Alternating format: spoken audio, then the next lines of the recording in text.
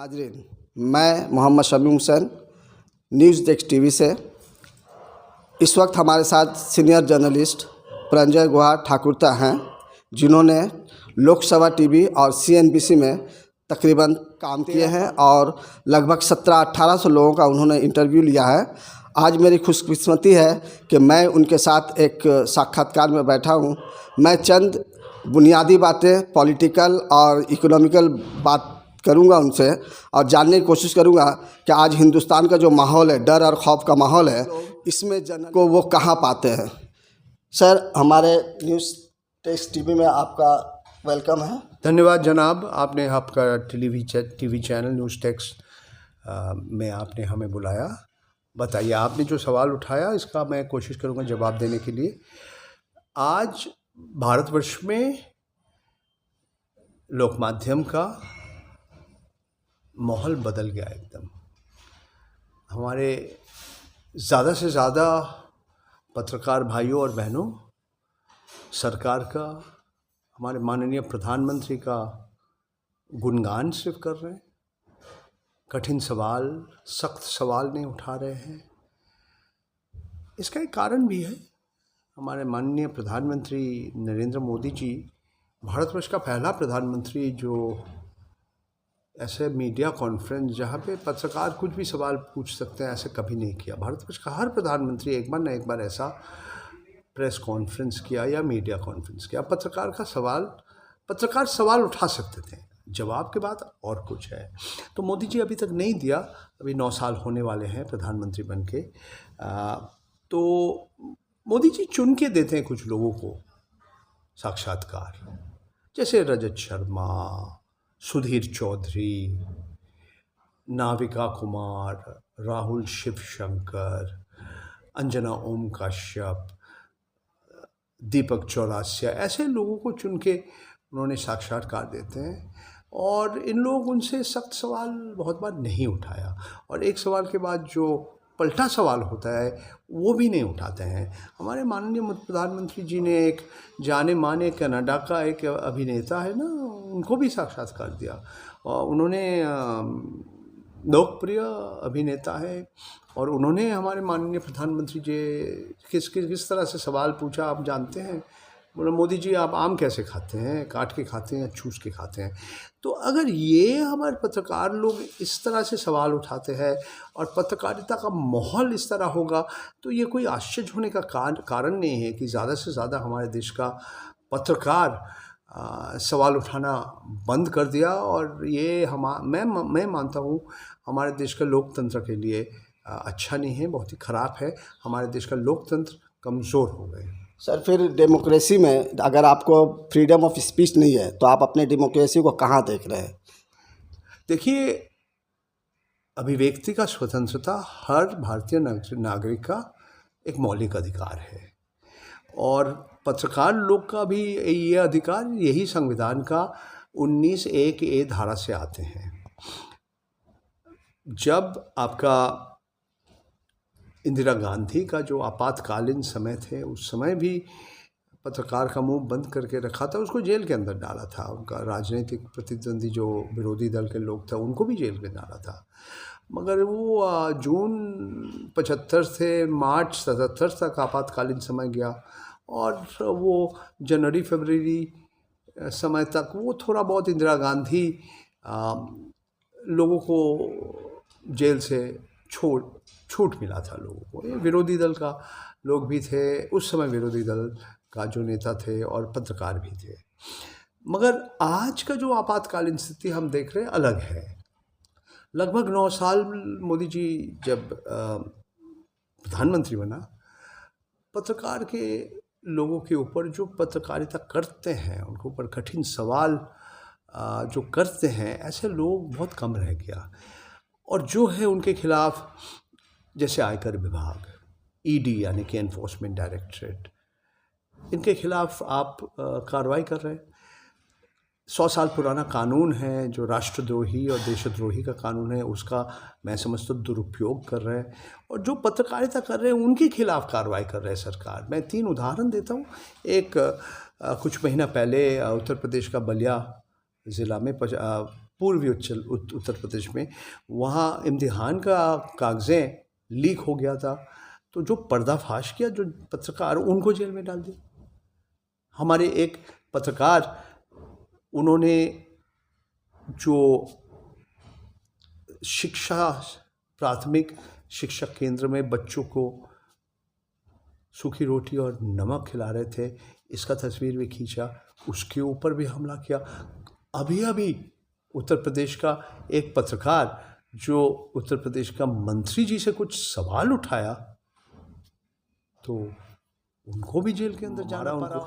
तो अगर इस तरह से जो राज्य में है, क्षमता में है और केंद्र में है, अभिव्यक्ति का स्वतंत्रता का माने और मतलब क्या होता है, आप भी समझ सकते हैं, मैं भी समझ सकता हूँ। अभी कुछ दिन पहले सर, जैसे कवरेज करने के लिए उन्हें प्रोग्राम तो कवरेज करने दिया गया नहीं, बल्कि उन्हें उल्टा जेल में डाल दिया। तकरीबन 2 साल तक उन्हें जेल में रखा गया।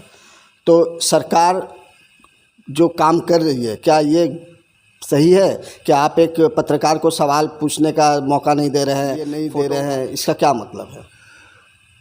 सिद्दीक कप्पान ने एक मलयालम भाषी केरला का संपादक है, वो जब हाथरस गए थे रिपोर्ट करने के लिए, जहाँ पे एक दलित महिला का बलात्कार हुई थी और उनका लाश जला दिया था, उनका अपना परिवार का अनुमति नहीं लेके, इस विषय के ऊपर वो रिपोर्टिंग करने के लिए किया था। मगर वो रिपोर्टिंग तो कर नहीं पाया, उससे पहले उसको जेल के अंदर डाल दिया। आपने जैसा कहा 2 साल से ज़्यादा उसको जेल के अंदर रहना पड़ा। क्या आरोप है कि वो कुछ आतंकवादी संस्था के साथ उनका संपर्क है। तो मैं समझता हूँ आपने एक उदाहरण दिया, ऐसे बहुत सारे उदाहरण हैं भारतवर्ष के अलग अलग राज्य में, अलग अलग जगह में, जो कानून का दुरुपयोग हो रहे, और जो सरकार में है, जो सत्ते में है, कानून और ये जो संस्था है, ये इनके लिए एक हथियार हो गया। और ये हथियार जो सरकार का विरोध कर रहे हैं, जो पत्रकार सवाल उठा रहे हैं, इनका खिलाफ इसका इस्तेमाल हो रहा है और दुरुपयोग हो रहा है।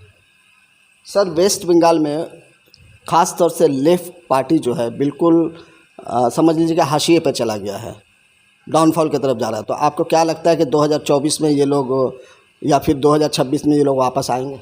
ये सवाल का भविष्यवाणी करना बहुत मुश्किल काम है। मैं ज्योतिषी नहीं हूँ, तो मैं कुछ क्या होगा आने वाले 1 साल में, क्या होगा आने वाले 2-3 साल में, ये सवाल का जवाब बहुत मुश्किल है। मगर ये जो वास्तव है, जो सच है, ये सूचना आपके पास है, मेरा पास है कि 34 साल वामफ्रंट ये राज्य में सत्ते में थे, 7 बार चुनाव जीता और उसके बाद हार गए। आज विधानसभा में एक भी विधायक नहीं है जो वामफ्रंट का। इसके बहुत सारे कारण हैं। और अगर तो एक कारण अगर बताते हैं। अहंकार, भ्रष्टाचार, 2 कारण बता दिया आपको। भारत जोड़ो यात्रा से कांग्रेस को 2024 में कितना फ़ायदा होगा? ये सवाल का भी कहना मुश्किल है, क्योंकि अभी भी 1 साल से ज़्यादा बाकी है 2024 लोकसभा चुनाव का। मैं सिर्फ इतना कहता हूँ कि 52 साल उम्र है राहुल गांधी का। वो लगभग 4,000 किलोमीटर पैदल चला कश्मीर, कन्याकुमारी से कश्मीर। अभी समय बताएंगे कि वो अकेला या और कोई कांग्रेस पार्टी के एक और ऐसे पदयात्रा में लगेगा। कच्छ से कोहिमा, मैं मानता हूँ कि इसका फ़ायदा, राजनीतिक फ़ायदा और चुनावी फ़ायदा क्या होगा कांग्रेस का, ये समय बताएंगे। मेरा व्यक्तिगत मत है कि शायद ये यात्रा के बाद शायद कांग्रेस और कमज़ोर नहीं होंगे। मगर ये भी हम थोड़ा सोच समझ के आपको कह रहे हैं, क्योंकि क्या होने वाले हैं समय बताएंगे।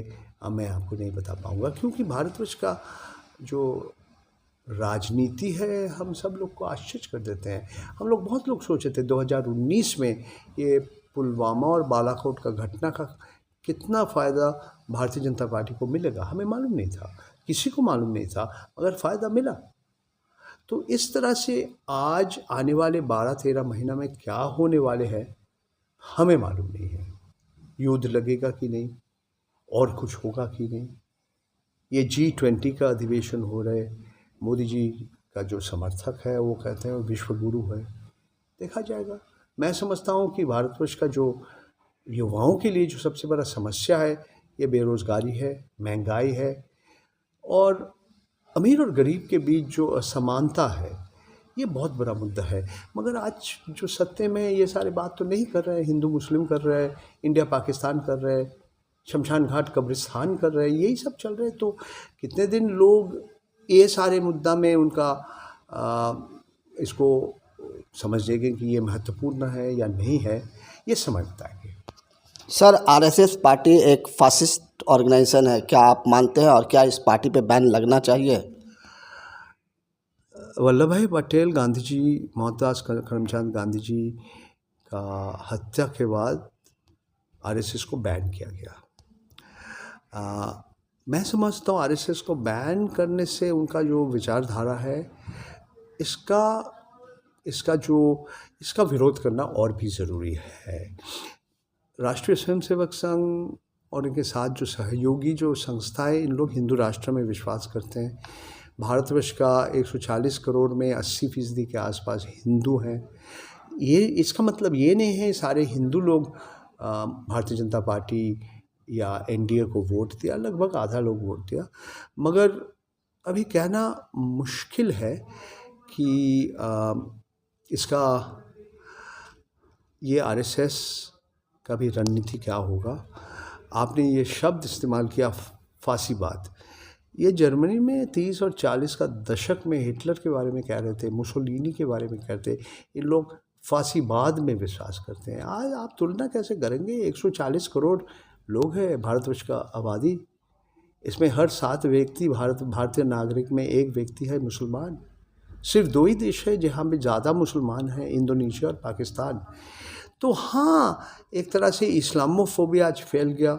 बहुत सारे लोग समझते हैं कि भारतवर्ष के इतिहास में 40 का दशक के बाद इस तरह से हिंदू मुस्लिम के बीच जो नफ़रत फैल गया, जो लोगों का मन के अंदर विष फैला दिया, जो अल्प उम्र के युवाओं के ऐसा और कुछ लोग सोचते हैं कि हर मुसलमान आतंकवादी नहीं है, मगर हर आतंकवादी मुसलमान है। ये व्हाट्सएप का माध्यम से ऐसे झूठा खबर, नफ़रत भरा सूचना लोगों फैल रहे हैं। तो दोबारा आपका सवाल का जवाब दूँ, बैन से ज़्यादा मैं मानता हूँ राष्ट्रीय स्वयंसेवक संघ का जो विचारधारा है, इसका खिलाफ हमारा और लोगों का जो विचारधारा है, जो संविधान में विश्वास करते हैं, जो धर्मनिरपेक्षता से विश्वास करते हैं, इनका प्रचार करना और लोगों को समझना चाहिए और समझाना चाहिए कि आरएसएस का जो विचारधारा है, इसके खिलाफ जो लोग कह रहे हैं, क्यों कह रहे हैं। क्योंकि ये भारतवर्ष का विविधता, भारतवर्ष का जो हमारे संविधान में कहा कि हम धर्म निरपेक्षता में विश्वास करते हैं, इसको कैसे और शक्तिशाली हम कर सकते हैं। सर, एक सवाल है कि मॉब लिंचिंग के जरिए तकरीबन 250-300 लोगों को गुज़िश्ता समझ लीजिए कि 9-10 सालों में मार दिया गया, या उससे भी ज़्यादा लोग हो सकते हैं। तो हुकूमत इस पर कंट्रोल या इस पर बिल लाने की कोशिश क्यों नहीं करी? आखिर क्या वजह है? लोगों को इस तरह डरा के रखने का क्या मतलब हुआ? फिर आपको दोबारा कहना चाहता हूँ एक ही बात, आप कानून कुछ कहते हैं, कानून कहते हैं मॉब लिंचिंग होना नहीं चाहिए। ये भारतीय दंड नीति और क्रिमिनल प्रोसीजर कोड में बड़े अपराध है। ये कानून का बात नहीं है जी, कानून का लागू करने का बात है। जो प्रशासन में है, केंद्र में है, राज्य सरकार है, राज्य में है, अगर इन लोग सख्त कार्रवाई नहीं करेंगे तो ये जो आप बात कर रहे हैं मॉब लिंचिंग के बाद हिंदू मुसलमान दंगा का जो समस्या है, ये सारे जो समस्या है, इसका समाधान नहीं होगा। और जो आज अल्पसंख्यक है, जो मुसलमान है भारतवर्ष में, और जो आज ये हिंसा का घटना उन्हीं के ऊपर हो रहा है, अलग अलग जगह में, दिल्ली में देखा, या सिर्फ गुजरात में 2002 का बात नहीं, हम बहुत जगह में देखा, अलग अलग राज्यों में देखा, हमने कर्नाटक में देखा, झारखंड में देखा, दिल्ली में देख रहे हैं। हमें इसका एक राजनीतिक संघर्ष भी करना, साथ साथ करना बहुत ज़रूरी है। और लोगों को उनको बताना चाहिए कि ये संविधान का सिर्फ गैर कानूनी नहीं है, ये भारतवर्ष का संविधान का खिलाफ है। और जो कानून का जिसका काम है कानून को इन्फोर्स करना, जिसका काम है कानून की तरह आगे बढ़ना, जो अदालत है, जो अलग अलग अधिकारी है, इनको संविधान के बारे में दोबारा संविधान में क्या लिखा है, हमारे दंड नीति में क्या लिखा है, ज़्यादा बारीकी से पढ़ना, सोचना और समझना बहुत ज़रूरी हो गया। सर एक सवाल है कि क्या पढ़े लिखे लोग अंधभक्त होते हैं? ज़रूर होते हैं कि वो सब कुछ जानते हुए भी गलत काम। पढ़ाई का मतलब क्या है? जिस व्यक्ति के पास बुद्धि है, क्या सब सीधे रास्ते में चलते हैं या अपराधी भी बन सकते हैं? तो शिक्षा और एक व्यक्तिगत विचारधारा के साथ मैं समझता हूँ संपर्क कुछ नहीं है। सर बंगाल में अब तक का सबसे बड़ा दुर्नीति जो है वो है टेट में जो घपला किया गया है। तो इसके बाद पंचायती इलेक्शन बहुत ही करीब है, 2023 में पंचायती इलेक्शन होने वाला है। इसके बाद 2024 का इलेक्शन भी आप देखेंगे, लोकसभा का इलेक्शन होगा, फिर 2026 का असेंबली इलेक्शन होगा। तो इन सब इलेक्शन में क्या सर टीएमसी पर कुछ असर पड़ेगा, उनके सीटों पर? देखिए, हम तो दूर रहते हैं, हम तो ये राज्य में नहीं रहते हैं। आज आप हमें कलकत्ता में बात कर रहे हैं, मैं तो रहता हूँ राष्ट्र राजधानी क्षेत्र में। ये राज्य का राजनीति शायद आप मेरे से ज़्यादा समझते हैं, और ये सारे सवाल का जवाब कहना मुश्किल है। पंचायत चुनाव और लोकसभा चुनाव, इसके ऊपर तृणमूल कांग्रेस कमज़ोर होगा या जहाँ पे है वही रहेगा या ज़्यादा शक्ति उनको मिलेगा, ये समय बताएंगे जी। फिर दोबारा मैं कह रहा हूँ, मैं ज्योतिषी नहीं हूँ, और आज से जब चुनाव होगा बहुत कुछ हो सकता है और इसका असर मतदाता के ऊपर भी पड़ सकता है।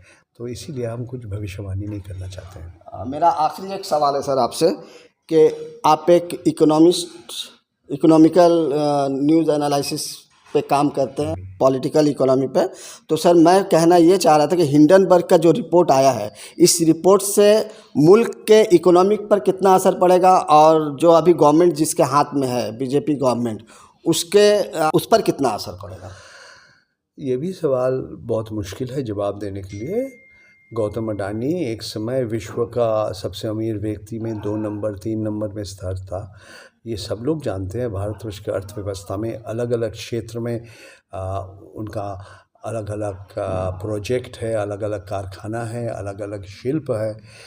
तो ये हिंडनबर्ग रिपोर्ट के बाद इनका कंपनी का शेयर बाज़ार में गिर गया।